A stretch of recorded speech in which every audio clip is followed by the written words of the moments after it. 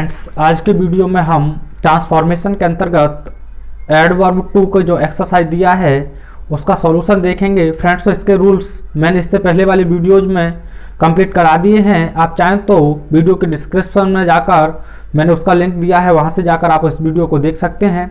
तो बिना समय को वेस्ट किए हुए फिलहाल इस वीडियो को शुरू करते हैं। तो फ्रेंड्स, मैं केवल आपको इस वीडियो में सॉल्यूशन ही प्रोवाइड कराऊंगा।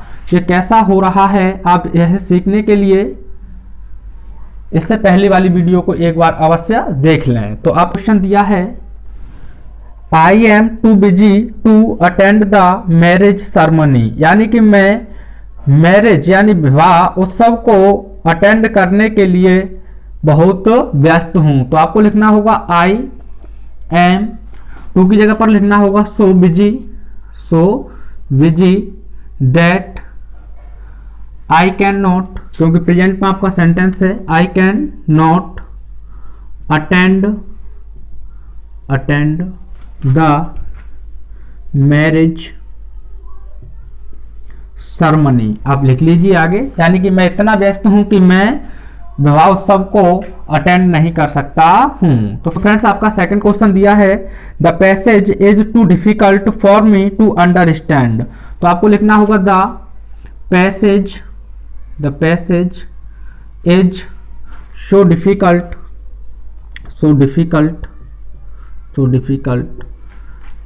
दैट, फॉर आई आया है फ्रेंड्स, इसे आपको लिख देना है I can not understand.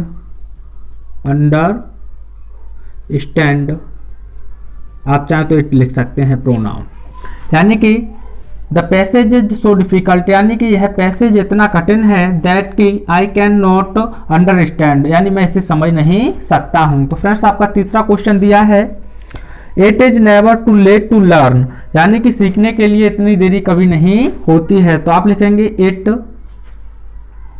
Is never so let that one can not learn. It can not, यानी कि that one can not learn. आप चाहे तो इट लिख सकते हैं, यानी इतनी देरी कभी भी नहीं हो सकती है कि इसे सीखा ना जा सके, यानी किसी के द्वारा, या इसे कोई भी सीख ना सके। तो आप चाहे भी लिख सकते हैं, नो वन लिख सकते हैं, या फिर it can not be learn लिखना होगा आपको। तो फ्रेंड्स, फोर्थ क्वेश्चन दिया है आपका, she is too eager for her result. तो आपको लिखना होगा शी इज ओवर, या फिर extremely eager for her result, यानी कि वह अपने परिणाम के लिए हद से ज्यादा उत्सुक है। आप चाहे तो ओवर या एक्सट्रीमली से एक लिखें, या फिर इस प्रकार से बना सकते हैं, she is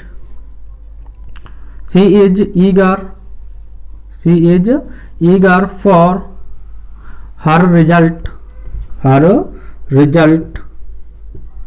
beyond the proper limit, यानी कि she is eager for her result beyond the proper limit.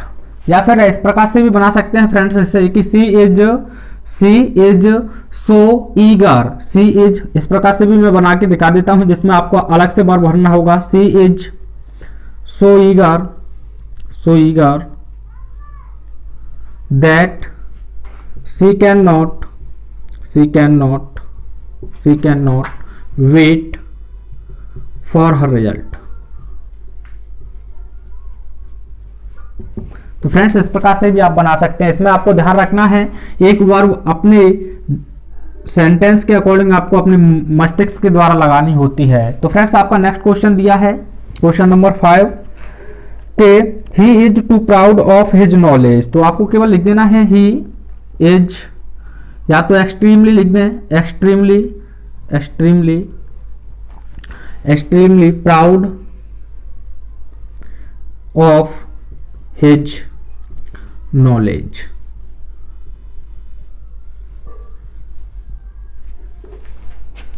He is extremely proud of his knowledge. यानी कि उसे अपने ज्ञान पर हद से ज्यादा क्या है, घमंड है।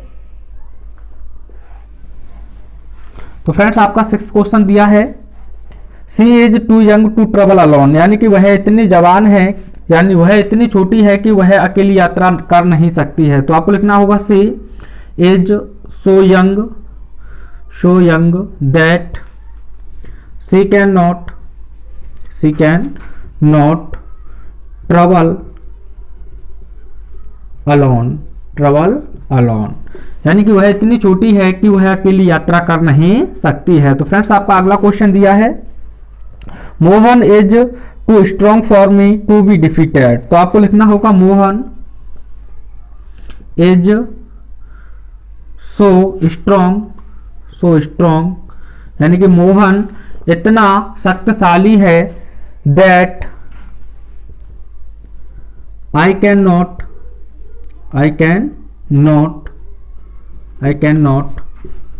डिफीट हिम, कि मैं उसे हरा नहीं सकता हूं। Mohan is so so strong, यानी मोहन इतना शक्तिशाली है, दैट कि I can not defeat him, कि मैं उसे हरा नहीं सकता हूं। या आप लिख सकते हैं he can not be defeated by me, यानी वह मेरे द्वारा हराया नहीं जा सकता है। तो आपका अगला क्वेश्चन दिया है, he is too good to be a successful businessman. तो आपको लिखना होगा he is so good that he cannot be a successful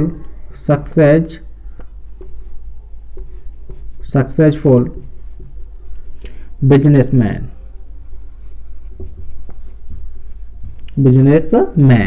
यानी कि वह इतना अच्छा है कि वह एक सफल व्यापारी बन नहीं सकता है। तो फ्रेंड्स आपका नेक्स्ट क्वेश्चन दिया है, he was too tired to work, यानी वह कार्य करने से यानी वह इतना थका हुआ है कि वह कार्य कर नहीं सकता है। तो आपको लिखना होगा he was so tired that he could not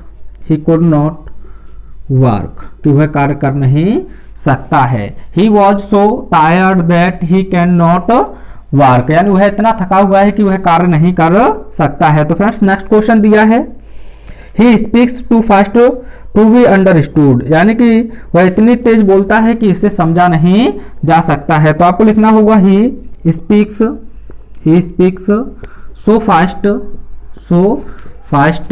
that it can not B understood, यानी कि वह इतनी तेज बोलता है कि इसे समझा नहीं जा सकता है। आप चाहें तो फ्रेंड्स इसका एक स्क्रीनशॉट ले लीजिए, फिर आगे देखते हैं next question.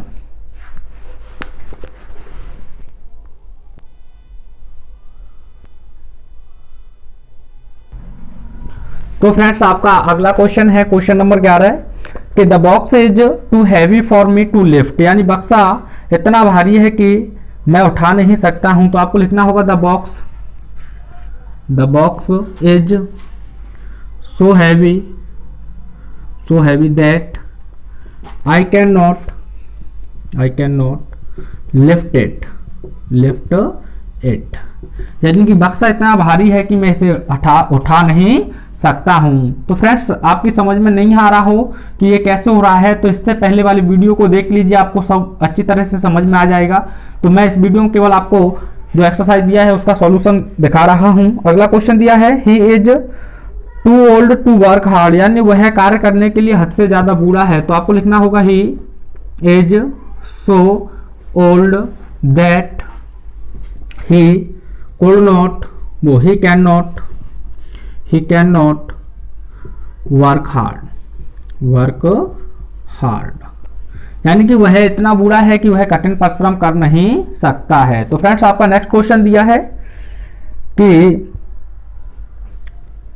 He is too old to run the race, यानी वह दौड़ने के लिए हद से ज्यादा बूढ़ा है। तो सेम क्वेश्चन है friends, he is so old that he can not